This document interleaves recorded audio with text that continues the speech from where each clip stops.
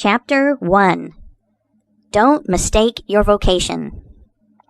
The safest plan, and the one most sure of success for the young man starting in life, is to select the vocation which is most congenial to his tastes. Parents and guardians are often quite too negligent in regard to this. It's very common for a father to say, for example, "I have 5 boys. I will make Billy a clergyman, John a lawyer, Tom a doctor, and Dick a farmer." He then goes into town and looks about to see what he will do with Sammy. He returns home and says, "Sammy, I see watchmaking is a nice genteel business. I think I will make you a goldsmith." He does this, regardless of Sam's natural inclinations or genius. We are all, no doubt, born for a wise purpose. There is as much diversity in our brains as in our countenances. Some are born natural mechanics, while some have great aversion to machinery. Let a dozen boys of 10 years get together, and you will soon observe 2 or 3 are whittling out some ingenious device, working with locks or complicated machinery. When they were but 5 years old, their father could find no toy to please them like a puzzle. They are natural mechanics, but the other 8 or 9 boys have different aptitudes. I belong to the latter class. I never had the slightest love for mechanism. On the contrary, I have a sort of abhorrence for complicated machinery. I never had ingenuity enough to whittle a cider tap so it would not leak. I never could make a pen that I could write with, or understand the principle of a steam engine. If a man was to take such a boy as I was, and attempt to make a watchmaker of him, the boy might, after an apprenticeship of 5 or 7 years, be able to take apart and put together a watch.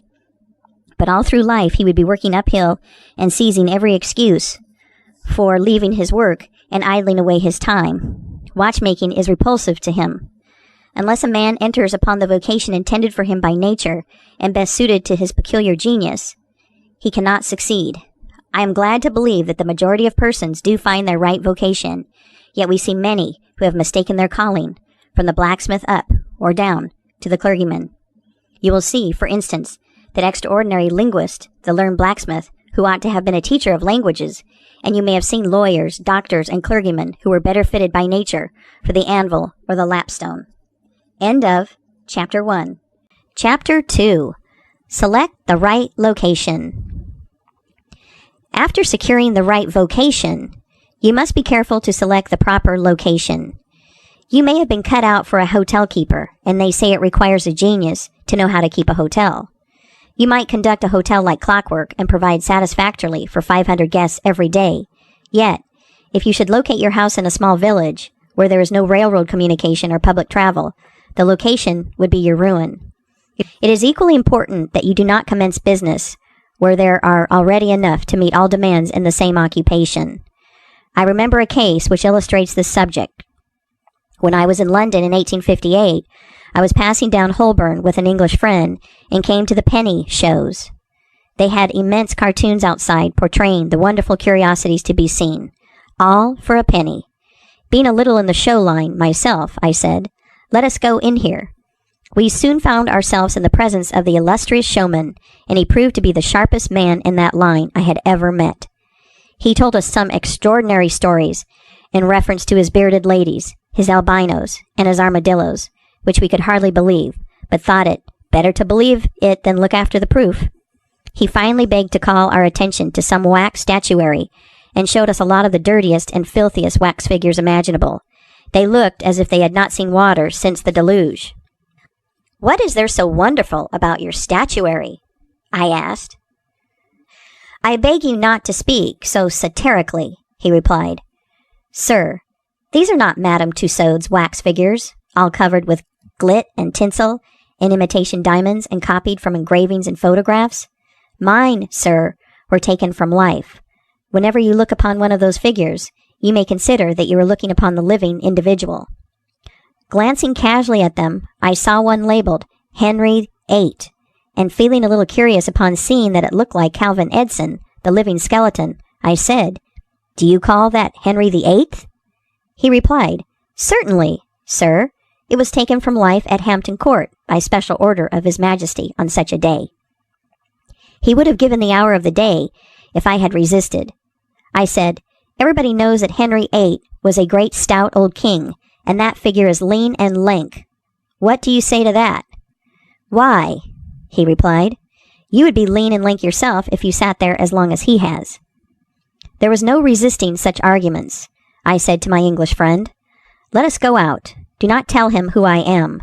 I show the white feather. He beats me." He followed us to the door, and seeing the rabble in the street, he called out, "Ladies and gentlemen, I beg to draw your attention to the respectable character of my visitors," pointing to us as we walked away. I called upon him a couple of days afterwards, told him who I was, and said, "My friend, you are an excellent showman, but you have selected a bad location." He replied, "This is true, sir. I feel that all my talents are thrown away, but what can I do?" "You can go to America," I replied. "You can give full play to your faculties over there. You will find plenty of elbow room in America. I will engage you for 2 years. After that, you will be able to go on your own account." He accepted my offer and remained 2 years in my New York museum. He then went to New Orleans and carried on a traveling show business during the summer. Today, he is worth $60,000 simply because he selected the right vocation and also secured the proper location. The old proverb says, 3 removes are as bad as a fire, but when a man is in the fire, it matters but little how soon or how often he removes. End of Chapter 2. Chapter 3. Avoid debt. Young men starting in life should avoid running into debt. There is scarcely anything that drags a person down like debt. It is a slavish position to get in, yet we find many a young man, hardly out of his teens, running in debt. He meets a chum and says, "Look at this. I have got trusted for a new suit of clothes." He seems to look upon the clothes as so much given to him. Well, it frequently is so, but if he succeeds in paying and then gets trusted again, he is adopting a habit which will keep him in poverty through life. Debt robs a man of his self-respect and makes him almost despise himself, grunting and groaning and working for what he has eaten up or worn out, and now when he is called upon to pay up, he has nothing to show for his money. This is properly termed working for a dead horse. I do not speak of merchants buying and selling on credit, or of those who buy on credit in order to turn the purchase to a profit. The old Quaker said to his farmer's son, "John, never get trusted, but if thee gets trusted for anything, let it be for manure, because that will help thee pay it back again." Mr. Beecher advised young men to get in debt, if they could, to a small amount in the purchase of land in the country districts. If a young man, he says, will only get in debt for some land and then get married, these 2 things will keep him straight, or nothing will. This may be safe to a limited extent, but getting in debt for what you eat and drink and wear is to be avoided. Some families have a foolish habit of getting credit at the stores, and thus frequently purchase many things which might have been dispensed with. It is all very well to say, "I have got trusted for 60 days, and if I don't have the money, the creditor will think nothing about it." There is no class of people in the world who have such good memories as creditors. When the 60 days run out, you will have to pay. If you do not pay, you will break your promise, and probably resort to a falsehood. You may make some excuse or get in debt elsewhere to pay it, but that only involves you the deeper. A good-looking, lazy young fellow, who was the apprentice boy, Horatio, his employer said, "Horatio, did you ever see a snail?" "I think I have," he drawled out. "You must have met him then, for I am sure you never overtook one," said the boss. Your creditor will meet you or overtake you and say, "Now, my young friend, you agreed to pay me. You have not done it. You must give me your note." You give the note on interest, and it commences working against you. It is a dead horse. The creditor goes to bed at night and wakes up in the morning better off than when he retired to bed, because his interest has increased during the night. But you grow poorer while you are sleeping, for the interest is accumulating against you. Money is in some respects like fire. It is a very excellent servant, but a terrible master. When you have it mastering you, when interest is constantly piling up against you, it will keep you down in the worst kind of slavery. But let money work for you, and you have the most devoted servant in the world. It is no eye servant. There is nothing animate or inanimate that will work so faithfully as money when placed at interest well secured. It works night and day and in wet or dry weather. I was born in the blue law state of Connecticut, where the old Puritans had laws so rigid that it was said they fined a man for kissing his wife on Sunday. Yet these rich old Puritans would have thousands of dollars at interest, and on Saturday night would be worth a certain amount. On Sunday, they would go to church and perform all the duties of a Christian. On waking up on Monday morning, they would find themselves considerably richer than the Saturday night previous, simply because their money placed at interest had worked faithfully for them all day Sunday, according to law. Do not let it work against you. If you do, there is no chance for success in life so far as money is concerned. John Randolph, the eccentric Virginian, once exclaimed in Congress, "Mr. Speaker, I have discovered the philosopher's stone. Pay as you go." This is, indeed, nearer to the philosopher's stone than any alchemist has ever yet arrived. End of Chapter 3. Chapter 4. Persevere. When a man is in the right path, he must persevere. I speak of this because there are some persons who are born tired, naturally lazy, and possessing no self-reliance and no perseverance. But they can cultivate these qualities, as Davy Crockett said. This thing, remember, when I am dead, be sure you are right, then go ahead. It is this go-aheadiveness, this determination, not to let the horrors or the blues take possession of you, so as to make you relax your energies in the struggle for independence, which you must cultivate. How many have almost reached the goal of their ambition, but, losing faith in themselves, have relaxed their energies, and the golden prize has been lost forever. It is, no doubt, often true, as Shakespeare says, there is a tide in the affairs of men, which, taken at the floods, leads on to fortune. If you hesitate, some bolder hand will stretch out before you and get the prize. Remember the proverb of Solomon, he becometh poor that dealeth with a slack hand, but the hand of the diligent maketh rich. Perseverance is sometimes but another word for self-reliance. Many persons naturally look on the dark side of life and borrow trouble. They are born so. Then they ask for advice, and they will be governed by one wind and blown by another, and cannot rely upon themselves. Until you can get so that you can rely upon yourself, you need not expect to succeed. I have known men, personally, who have met with pecuniary reverses and absolutely committed suicide, because they thought they could never overcome their misfortune. But I have known others who have met more serious financial difficulties, and have bridged them over by simple perseverance, aided by a firm belief that they were doing justly, and that Providence would overcome evil with good. You will see this illustrated in any sphere of life. Take two generals. Both understand military tactics, both educated at West Point, if you please, both equally gifted, yet one having this principle of perseverance, and the other lacking it. The former will succeed in his profession, while the latter will fail. One may hear the cry, "The enemy are coming, and they have got cannon." "Got cannon," says the hesitating general. "Yes." "Then halt, every man."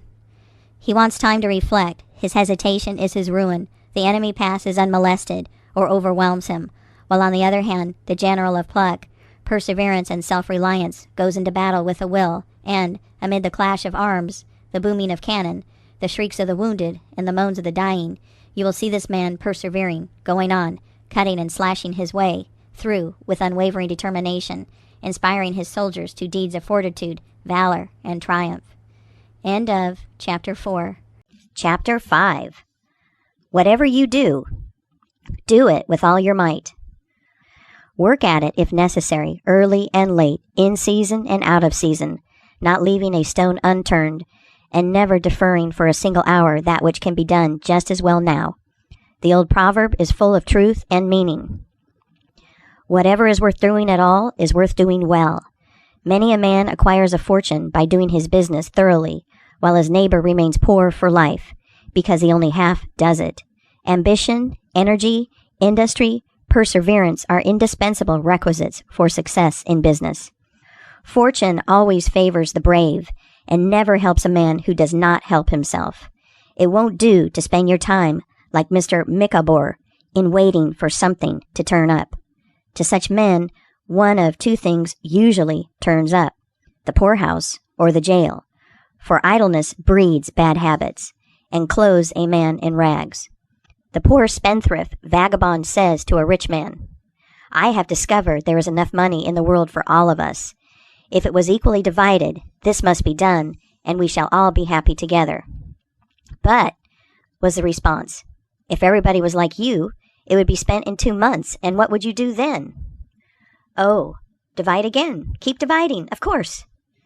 I was recently reading in a London paper an account of a philosophic pauper who was kicked out of a cheap boarding house because he could not pay his bill, but he had a roll of papers sticking out of his coat pocket, which upon examination proved to be his plan for paying off the national debt of England without the aid of a penny. People have got to do as Cromwell said. Not only trust in Providence, but keep the powder dry. Do your part of the work, or you cannot succeed. Mahomet, one night while encamping in the desert, overheard one of his fatigued followers remark, "I will lose my camel, and trust it to God." "No, no, not so," said the prophet. "Tie thy camel and trust it to God.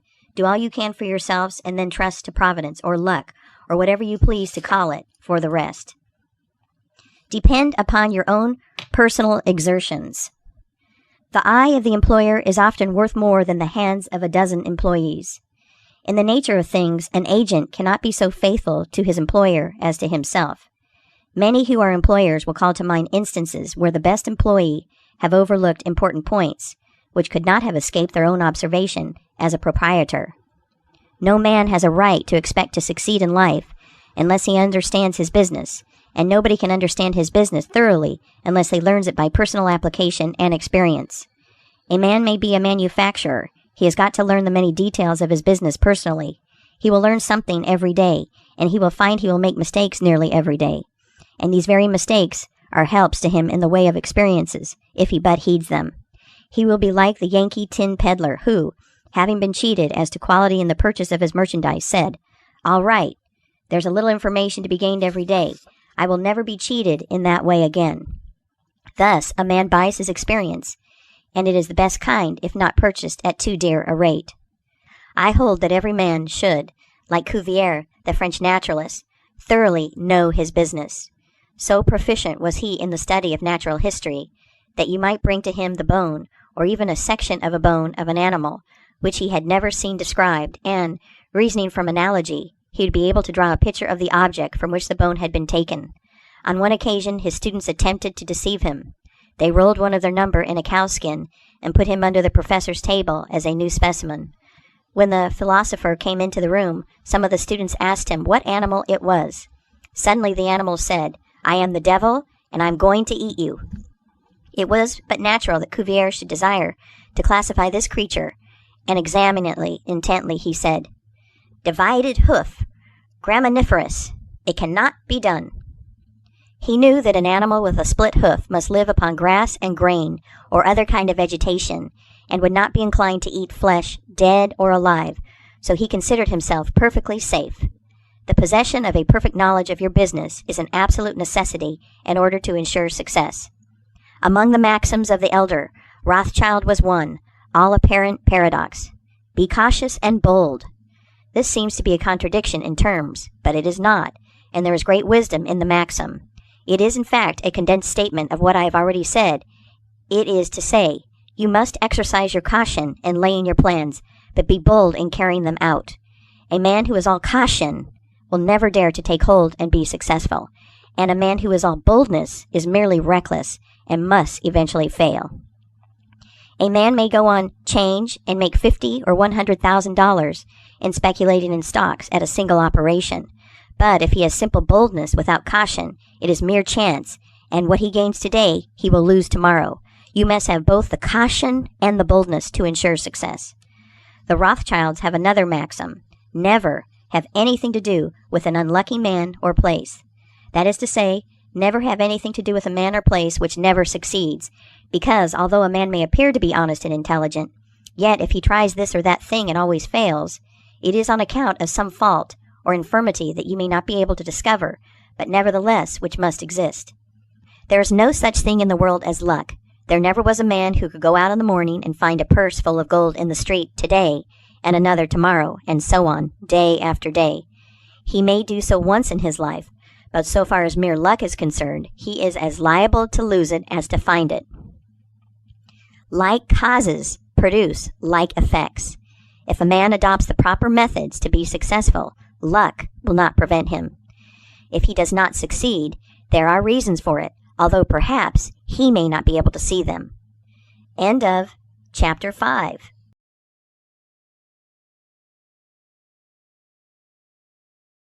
Chapter 6.